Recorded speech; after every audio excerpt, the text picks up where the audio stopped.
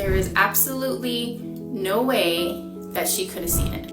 So at the time, I was going to group therapy sessions for my depression and anxiety. It was the middle of winter, so I'm just going to paint the scene for you. So I was always wearing a big coat, never took off my coat. I always wore my coat, pretty much buttoned up all the way because I was constantly cold. This one time, after the session, she came up to me and she said, you know, I think you should go get your thyroid checked out because I've been looking and I think you may have an issue with your thyroid because sometimes there can be like a lump, and my mom went through it and she found out that she had cancer. So I was really thrown off. I mean, I listened to her tell me about her mother and I was thinking like, I don't know how she could possibly see my throat, and it's really weird that she's approaching me with this. And so I kind of just didn't pay attention much to it. I told my husband about it and he's like, well, that's weird. Maybe you should get it checked out. And I was like she can't see anything, right? How would she know? Why would she say something to me like that?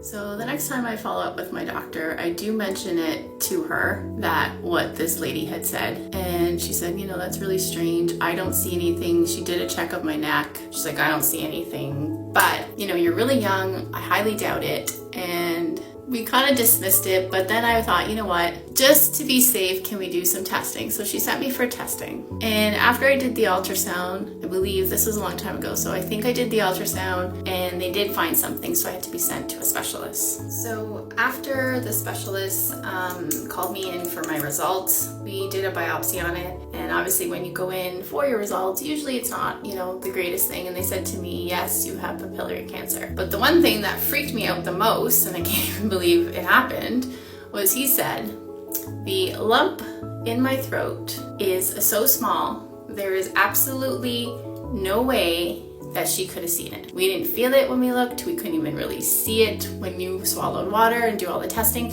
So there's no way that she could have seen it. That lady saved my life. If she had not mentioned anything, there was no way I was going to the doctor, even concerned about my thyroid. I had no symptoms whatsoever. I guess I am meant to be here. I am meant to still be here, and you know, I do have a purpose here, and my purpose, I truly believe, is to help other moms who are struggling. So that is my story, and that is how a stranger told me that I had cancer. Oh my gosh.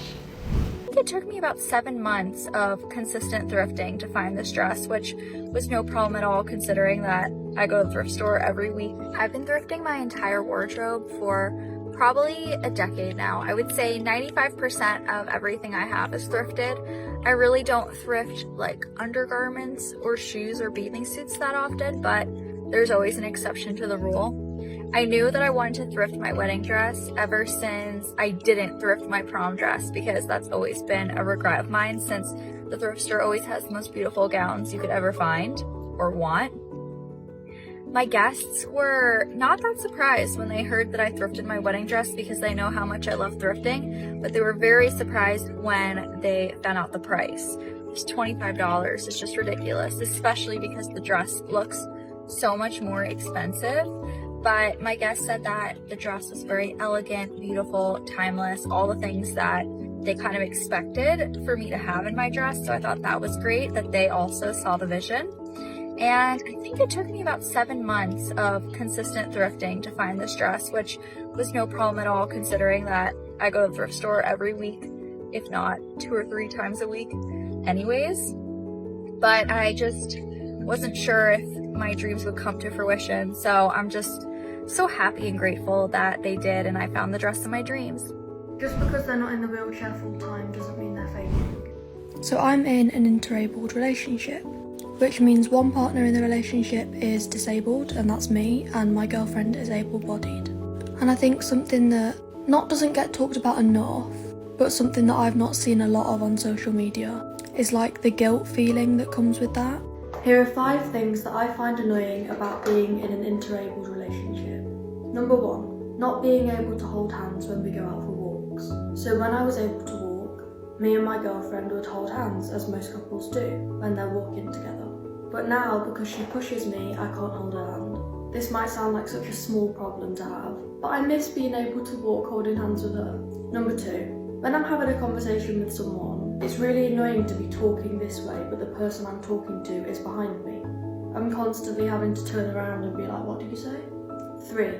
The looks that we get when we kiss in public. Now, I don't think that these looks are from homophobes. It's looks from people who don't think a wheelchair user can date an able-bodied person. 4. The comments I get on social media about being lucky that she stayed with me. I am really lucky because my girlfriend's amazing, but I'm not lucky that she stayed with me because I'm disabled. Anyone could become disabled at any time. If you wouldn't stay with your partner if they became disabled, then I'd be wondering, well, do you truly love them? And this kind of leads me on to number 5, about people calling me a burden in the relationship. This is my biggest insecurity.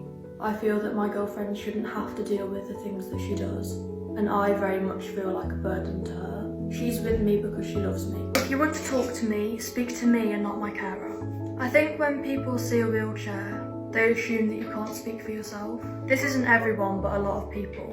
A lot of times I'll go out with my girlfriend or my mom, and people tend to speak to them about me. Like, if you have a question, I'm more than happy to answer. There is such thing as an ambulatory wheelchair user, which pretty much means sometimes they need it and sometimes they don't. Just because they're not in the wheelchair full time doesn't mean they're faking. I got gas before practice and then went to practice until about 10. Life as a law student, NFL cheerleader. I had a midterm today, so it was a busy day. So I had my first contracts midterm. We all rubbed the dolphin for good luck. I don't know, the upperclassmen told us to do it and it was fine. I mean, I got in my car and I'm like, oh my God, what was that? I did fine. So then I went home and I studied for my next class, ate a ham sandwich and went to class, found eyelashes in my car, which I ended up needing for practice because I went from my hair appointment straight back to practice and she slayed the blonde. I'm obsessed with it. And then on my way to the stadium, the Sunset and downtown Jacks and this bridge were just popping off. I had to take a video. At practice, we're preparing for London, which is so fun, but it's definitely a lot with all my midterms. Day in the life as a law student and NFL cheerleader. Started the morning with some readings before class and then went to school, and people in our class are running and campaigning for 1L rep, and so we finally made it to our 3rd class. I was so happy, and we had that little activity to do. And then I went home, and I do have a really quick turnaround between school and practice, and so I made myself a liquid IV and changed into my practice uniform and then began doing my makeup. I add makeup on top of the makeup that I was already wearing to school and add fake eyelashes, of course. I put in my crystal stud earrings for practice and then I curl my hair. I curl my hair like that, and then it was raining, so of course it got completely flat anyway when I walked outside. I had a little bit of time before practice, and so I did some more work, which is typically unusual.